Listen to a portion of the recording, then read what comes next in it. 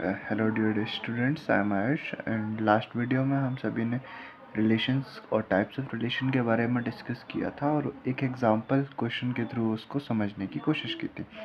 अभी एक्सरसाइज 1.1 के अंदर हम एक क्वेश्चन करने वाले हैं जिसके अंदर जो रिलेशन होगा ये हमें सेट बिल्डर फॉर्म में दिया होगा, लेकिन हम इसको रोस्टर फॉर्म में नहीं लिख सकते दैट मीन्स इसके अंदर इन्फिनिट नंबर ऑफ एलिमेंट्स बनेंगे, इसलिए हम इनको रोस्टर फॉर्म पे लिखना हमारे लिए पॉसिबल नहीं होगा। लास्ट क्वेश्चन जो हमने देखा था उसमें हम रोस्टर फॉर्म पे अपने रिलेशन को एक्सप्रेस कर पा रहे थे और हम आसानी के साथ अपने सॉल्यूशन को कर पा रहे थे, है ना। लेकिन इस क्वेश्चन के अंदर क्या है, रिलेशन को हम लोग सेट बिल्डर फॉर्म पे रखे हुए ही सॉल्व करना होगा, क्योंकि हम यहाँ पर रोस्टर फॉर्म नहीं बना सकते। ठीक है, तो क्वेश्चन हमारे पास वापस से उसी तरीके का है कि determine whether each of the following relation are reflexive, symmetric and transitive. मतलब हमें कोई रिलेशन गिवन होगा, हमें ये चेक करना है कि क्या वो रिफ्लेक्सिव, सिमेट्रिक और ट्रांजिटिव है या नहीं है।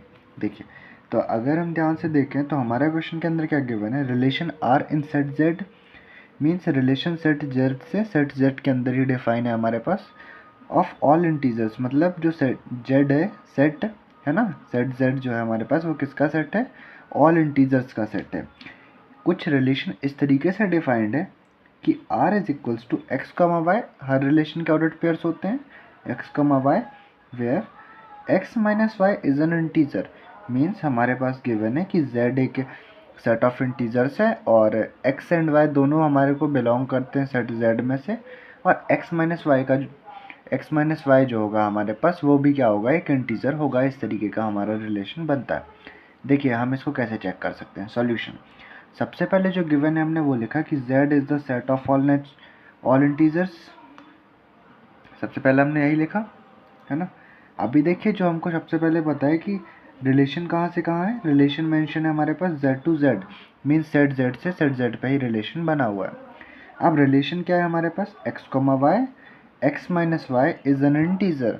मतलब x और y हमारे पास दो एलिमेंट्स होंगे और x माइनस वाई जो होगा वो एक इंटीजर होगा। देखिए हमको तीन चीज़ों के लिए चेक करना है, रिफ्लेक्सिव, सिमेट्रिक और ट्रांजिटिव के लिए। तो मैं बारी बारी तीनों के लिए चेक कर लेता हूँ। सबसे पहले रिफ्लेक्सिव के लिए, रिफ्लेक्सिव की कंडीशन हम सभी को याद है कि किसी भी ऑर्डर्ड पेयर के अंदर दोनों एलिमेंट्स एक जैसे होने चाहिए, है ना। तो सबसे पहले मैंने क्या किया, मैंने एक इंटीजर a मान लिया, let a is an integer. Then a minus a क्या होगा हमारे पास, ज़ीरो। ऐसा तो हो गई, है ना। a माइनस ए क्या होगा, ज़ीरो होगा, खुद से खुद को माइनस करो तो ज़ीरो आ जाता है। एंड ज़ीरो इन इंटीजर, हमको ये भी पता है कि ज़ीरो क्या होता है, एक इंटीजर, बिकॉज इंटीजर्स क्या है हमारे पास, सारे के सारे पॉजिटिव नंबर्स, ज़ीरो और सारे के सारे नेगेटिव नंबर्स, ये सभी इंटीजर्स होते हैं। इस हिसाब से ज़ीरो भी हमारा क्या है, इंटीजर है। तब देखिए दोनों नंबर्स का जो डिफरेंस है वो क्या मिल रहा है हमको, एक इंटीजर मिल रहा है। इस हिसाब से मैं क्या कह सकता हूँ कि a कॉमा ए बिलोंग करता होगा हमारे r को। a क्या है, एक इंटीजर है, ये भी क्या है, एक इंटीजर होगा। दोनों हमारे सेट z को बिलोंग करते हैं और a कॉमा ए जो ऑर्डर्ड पेयर है वो हमारे रिलेशन r को भी बिलोंग करता है।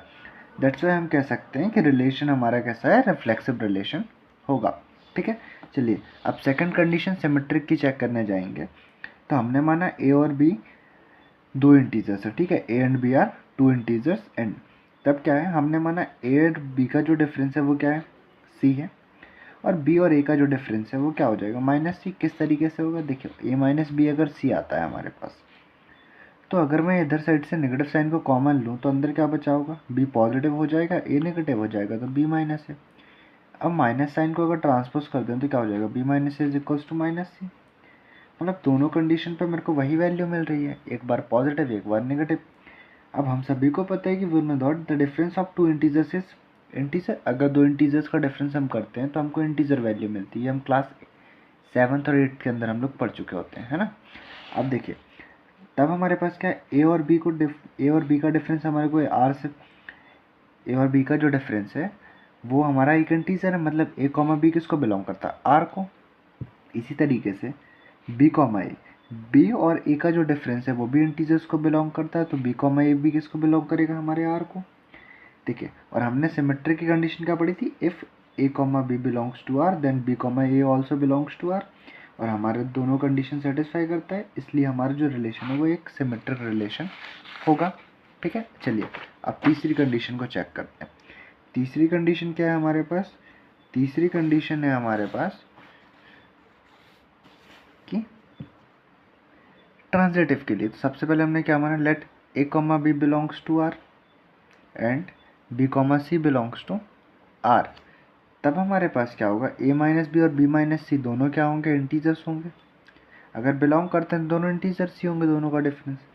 तभी देखो, इसी तरीके से हम इधर पे और क्या कह सकते हैं कि जो a माइनस सी होगा, इसी को हम क्या लिख सकते हैं, a minus b plus b minus C.